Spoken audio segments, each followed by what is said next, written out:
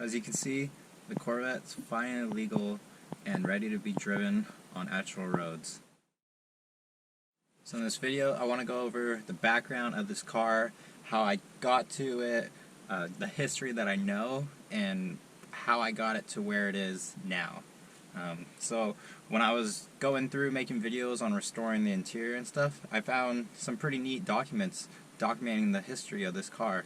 So let's take a look through them and give you a full rundown on how this car got to me and got to where it is today. So a little over a year ago, I bought this 1979 Corvette. Now this car has the L82 engine and the 4-speed manual transmission. So in its day, it was kind of a rare car, and to make it a little more rare, this was a Corvette dark blue color, and on the interior it had this white oyster color, but the seats and the door panels had the stitching in the middle, the optional cover, and I'll show you a picture so you know what I'm talking about, but that just makes this car a little bit more rare. So here I have the dealer copy of the build sheet. Now, as you can see, it's pretty dirty and it's old. So this may or may not have been what was attached to the gas tank, how these Corvettes has the build sheet attached, I think it's above the gas tank. Now, I know because of where this car was serviced, there's a good chance that the person that serviced this car took the build sheet out and just stored it inside the car, and I found it under some of the pieces back there.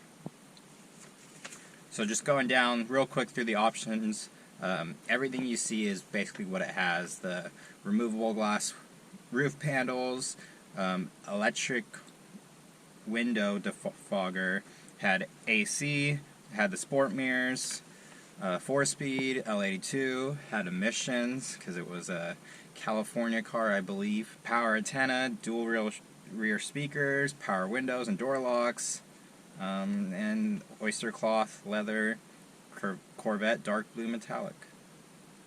So going through my papers, what I have documentation in order, the very first thing I have, and I'm not going to show you this time, as people mentioned me not to, on this side is a receipt for a radio sound system.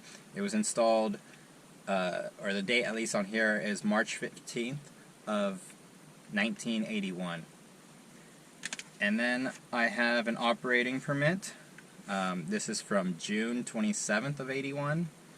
And here is, it looks like a registration card, but you can see it has stuff for like a certificate of ownership. It's almost like this is a title from 81. So this is whatever it is, but it says registration expires in 82. Whatever it is, the guy whose name is on here, on the operating permit and the radio install, that's the guy I have all this paperwork for. Now, next thing I have is another registration card. This one is from the years of 82 to 83. And, yep, all these are California registration cards. Now, here's the really neat one. This is yellow, so this is from a shop. This is from the shop that I ended up buying this car from. So this is dated for 1986. And this was a clutch job, got done at that shop, and pretty interesting. So back then, a clutch job replacing everything you can think of, the whole 9 yards for the clutch kit, was $589.99. Pretty interesting. And moving forward, the last bit I have is a Texas registration and a Texas insurance card. This is for the years of 2001. So pretty interesting. We got information all the way from 1981, and then we skip up 20 years to 2001, and this is where the paper trail stops.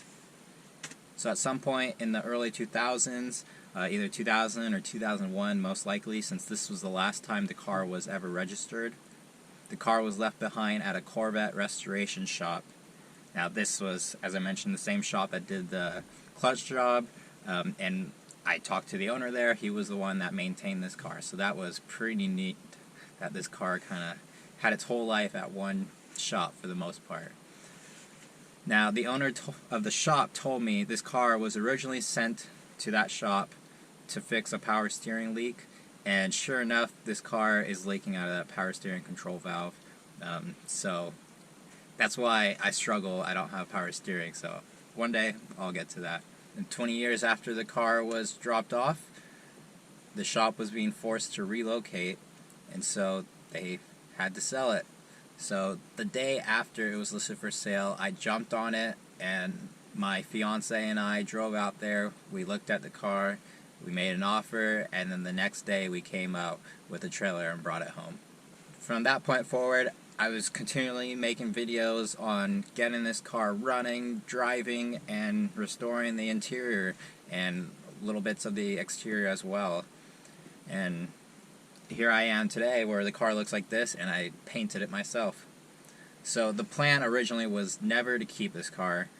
I bought this car during my Christmas break before my last semester of senior year of college, and the plan was to fix it during that break, get it sent off for paint, and when I come back after I graduated in the summer, I sell the car then and flip it, make some money. Now, somewhere along the way, that plan changed, and I decided that I was going to use this car to propose to my now fiance, and then I would be keeping this car.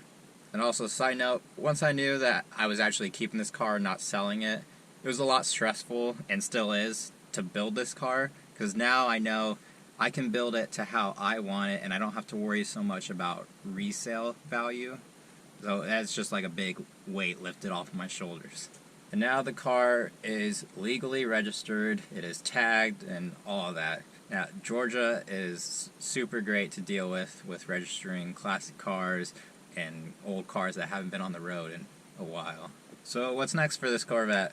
Well, I'm getting married in about a month, and so I figured since I proposed in this car, might as well do the honeymoon drive in this car. So I'll be getting this car ready to make a nice little mini road trip out with my then wife. And yeah, that's what you're going to be seeing in the next coming weeks and videos. So stay tuned, hopefully you're subscribed. I got a great video coming up next where I actually drive this car, and it's pretty fun. This car is amazing. As always, if you have anything you want me to show you, make a video of doing anything restoration wise or even upgrade wise, let me know. I'm always looking for ideas. I got plenty stored. So there's a lot of future video ideas on this car. So yeah, thank you for watching, and I'll see you in the next one.